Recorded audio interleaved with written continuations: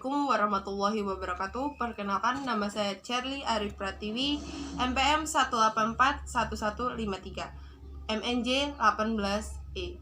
Dan di sini saya akan menjelaskan tentang studi kelayakan bisnis aspek sumber daya manusia.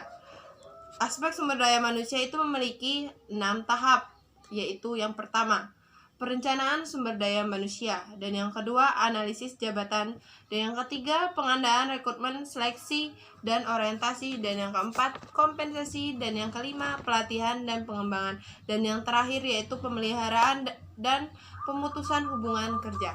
Oke, di sini saya akan menjelaskan tentang perencanaan sumber daya manusia. Perencanaan sumber daya manusia itu apa sih? Yaitu suatu kegiatan yang dilakukan secara sistematis untuk meramalkan atau memperkirakan suatu kebutuhan sumber daya manusia di dalam suatu bisnis, organisasi, atau perusahaan. Dan di sini proses perencanaan yaitu memiliki 3, yaitu yang pertama peramalan, dan yang kedua yaitu analisis suplai sumber daya manusia, dan yang ketiga yaitu rekonsiliasi ketidakcocokan terhadap permintaan aktivitas sumber daya manusia. Oke, dan selanjutnya yaitu analisis jabatan. Analisis jabatan apa sih? Analisis sendiri yaitu artinya berasal dari kata analisis yang artinya mengurai. Sedangkan jabatan sendiri artinya jabatan struktural maupun jabatan non struktural. Analisis jabatan kalau kita gabungin yaitu analisis jabatan adalah suatu kegiatan pengumpulan dan penyusunan berbagai informasi secara sistematis yang berkaitan dengan jabatan di suatu perusahaan atau di suatu organisasi, yaitu pengendalian rekrutmen sumber daya manusia, seleksi, dan orientasi. Rekrutmen sumber daya manusia itu apa sih? Yaitu kegiatan perencanaan tenaga kerja baru sebanyak-banyaknya dan dari berbagai lembaga yang memenuhi dalam kebutuhan organisasi. Maksudnya gimana sih? Di sini kita mencari karyawan-karyawan yang sesuai dengan kriteria perusahaan atau yang dimau oleh perusahaan dalam mencari suatu bidang tersebut di dalam organisasi maupun perusahaan.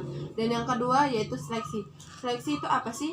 Proses sistematis pemilihan orang-orang yang memiliki kualifikasi yang dibutuhkan untuk mengisi suatu lowongan pekerjaan di organisasi. Bagaimana sih caranya? Di sini kita dengan cara menyeleksi dengan cara psikologi. Kompensasi itu yaitu merupakan semua imbalan yang diterima oleh karyawan sebagai balas jasa untuk kerja mereka selama ini terhadap atau gimana sih biasa dibilang dengan kayaknya jasa diorang terhadap suatu organisasi atau suatu perusahaan tersebut.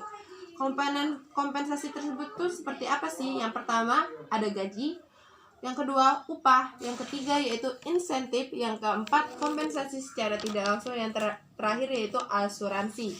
Oke, selanjutnya yaitu pelatihan dan pengembangan. Pelatihan itu apa sih? Pelatihan yaitu suatu sistematis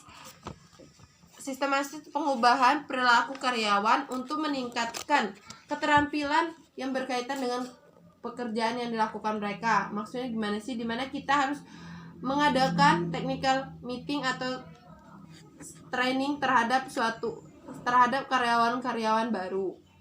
Oke, yang selanjutnya yaitu pengembangan.